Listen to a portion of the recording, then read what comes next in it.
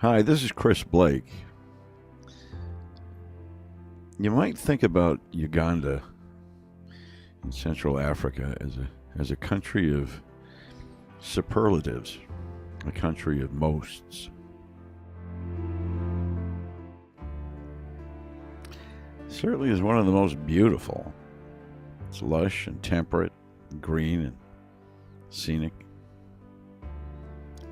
Its children are the most touching and beguiling. Absolutely great to be with. Its people are classic. They're handsome, friendly, open, and happy. And their poverty is the most vicious.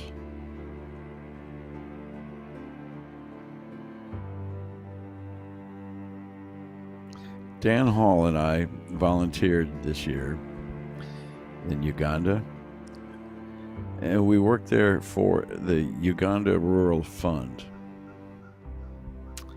URF operates a orphanage and has just, within the past year, completed a school for children affected by AIDS. They serve kids along what's come to be called the AIDS Highway from Kampala to Rwanda. 60% of the people on that highway are children due to the carnage of the AIDS epidemic. Many of them are orphans. Many of them continue to live alone in the house where their parents lived. But now they're alone. They do whatever they can to make enough money to eat, stay, and clothes. Surviving's tough. For them, being safe is tough. For them to be taken care of, it's pretty hard to come by. URF built Hope Academy along with some volunteers and finished it in May 2008. Opened with 30 proud kids. In less than a year, there's 125 kids and climbing. What's happened is more and more children are coming out of the villages and the hills because they've heard that there really is hope at Hope Academy. They know it's the only possible way out of the trap of poverty for them. Education. The ones inside the room know it. The ones outside the room here, they know it too. Except they're outside the room. This has to do with the fact that Uganda has a system of fees for its schools. Government does nothing for it, so the schools must have money somehow. And they ask for fees from students. They pay for supplies that way. They pay for instructors that way. The lucky ones have the fees. The unlucky ones don't. John Mary Lejemwa, who helped found URF, says, it's interesting. In the U.S., kids drop out of school because they don't want to study. But over here, it's because they don't have the fees. In the States, dropping out has got a negative connotation. In Uganda, it's just sad and a dilemma. It's different for kids in Uganda. The teachers at Hope Academy are a pretty special bunch.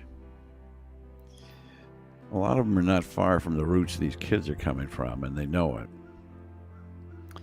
There's a lot of cooperation that goes on between the teachers and the kids to have the kids learn the most they can as fast as they can. Uganda has a system of competitive exams to go from through the different levels of education. Any future improvement for these kids means they've got to pass the exam at the end of their schooling at Hope Academy. Everybody knows that. and they work tremendously hard. The issue, though, is that this is rural Uganda. The kids are starting late.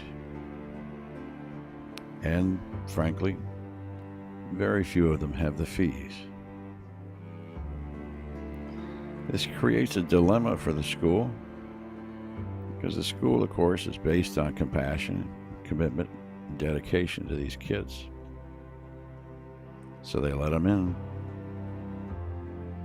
But there's always the danger of not enough fees. There wouldn't be any kids. If there weren't enough fees, there'd be no hard work, no chance to do that hard work. Without fees, there'd be no learning of technology to help these kids get a job. Classes in chemistry and economics wouldn't happen. But these kids come to school sure that it's fine, that there's hope at Hope Academy, and they have a lot of it. They know that they're going to learn what it's going to take to make their dreams come true. They're all incredibly happy to be there, and more than happy to work. Kids like Deo, who lost his parents when he was 10, took care of himself in a little hut along with his sister for 6 years, learning to bake bricks to make some money. When these people say they don't have fees, they don't have fees. So help has got to be found so kids like Grace can have her dreams. Help is needed so this can-do character really can do. So this one can grow up safe. And this one can keep her incredible open trust. And kids like this can be what Hope Academy hopes very much they will be. And that's the future of their country.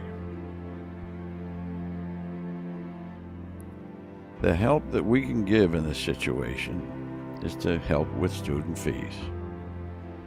For a term, for a student's fees, 200,000 Ugandan shillings.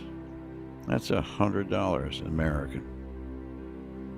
For an entire year, 600,000 shillings, $300 American. That comes down to, by the way, $37 for an entire year's course in something valuable like economics. Teachers get something like $960 a year. And that guarantees the teaching of a course to 130 students for an entire year. That in itself is quite an investment. URF is nonprofit. All gifts are tax deductible. I expect we all wonder when it's going to stop, you know. All these voices one hears from far, far away, thousands of miles away, asking for help so they can have a decent life. And the answer to when is it going to end is really never.